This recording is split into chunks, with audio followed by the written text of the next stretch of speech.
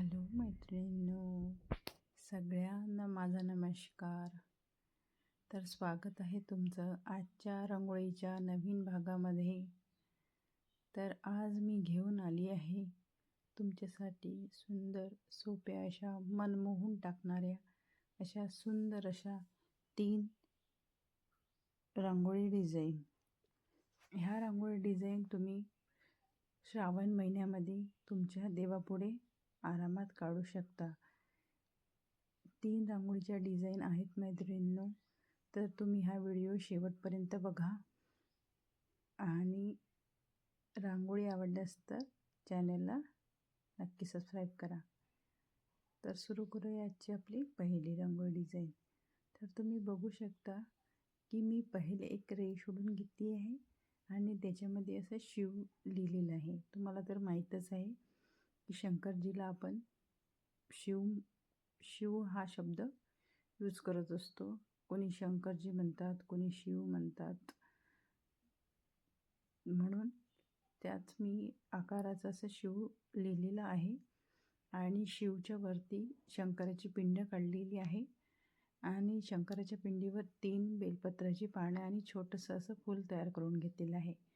आणि जी लाईन आपण अशी ओढलेली आहे त्याला शेवटच्या बाजूला असा त्रिशूल काढून घेतलेला आहे आणि शिवमध्ये असा रेड कलर आणि येलो कलर भरून घेतलेला आहे.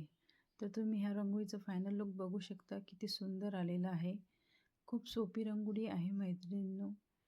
ह्या रांगोळी तुम्ही तुमच्या देवापुढे आरामात श्रावण महिन्यामध्ये प्रत्येक सोमवारी तुम्ही ह्या रांगोळी तुमच्या देवापुढे आरामात काढू शकता.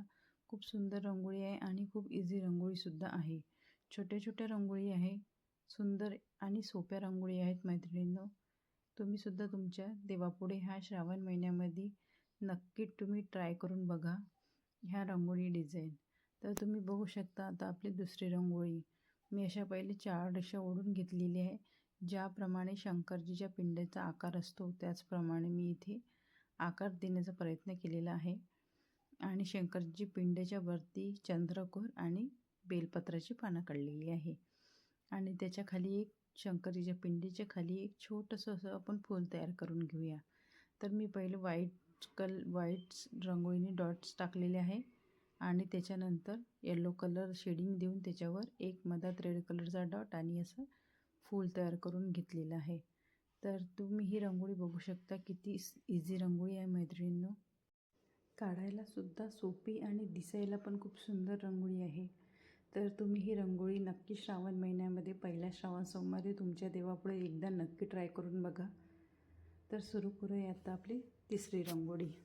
तर तुम्ही बघू शकता मी पहिले असं ग्रीन कलरचे डॉट्स दिलेले आहे 3 आणि त्याला असं पानाचा आकार दिलेला आहे चमच्याच्या मदतीच्या सहाय्याने आणि त्याला असं रेषा देऊन असं जॉईन केलेलं आहे आणि त्याला असं काडीच्या मदतीनं पानाचा आकार दिलेला आहे. असं 3ही पानाला असं व्यवस्थित काडीच्या मदतीच्या सहाय्याने आरामात असा पानाचा आकार देऊन घ्यायचा आहे.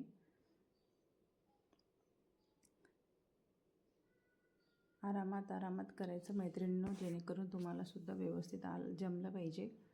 आणि ह्या रांगोळी तुम्ही मन लावून बघा आणि बघू शकता तुम्ही किती सुंदर रांगोळी आहे. छोट्या आहे पण सुंदर रांगोळी आहे, दिसायला सुंदर आणि काढायला पण इझी रांगोळी आहे मैत्रिणींनो. तर पानं काढणं झाल्यावरती 2 पानं मिळून मी एक छोटीशी अशी शंकरची पिंड काढलेली आहे आणि त्याच्यावरती चंद्राचे आकार, चंद्रकोर आणि असे 3 असे डॉट्स बाजूला आणि पिंडीच्या वरती एक छोटंसं फूल असं आपण असं तयार करून घेऊया काडीच्या मदतीच्या सहाय्याने. आता 2 रांगोळीमध्ये मी शंकराच्या पिंडीच्या वरती आपण बेलपत्राचीच पाने काढलेली आहे.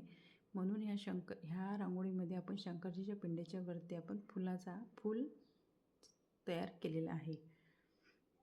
तर अशी छोटे असे 3 फूल काढून घ्यायचे आहे आणि फुलांमध्ये मधामध्ये येलो कलर आणि नंतर त्याच्यावरती छोटे रेड कलरनी असे डॉट टाकून घ्यायचे आहे. तर तुम्ही बघू शकता ह्या रांगोळीचं फायनल लुक कसा आलेला आहे. तुम्हीसुद्धा तुमच्या देवापुढे एकदा ही रांगोळी नक्की ट्राय करा आणि अशाच नवनवीन रांगोळीचे नवनवीन व्हिडिओ बघण्यासाठी माझ्या चॅनलला सबस्क्राईब करा, फॉलो करा. Thank you so much.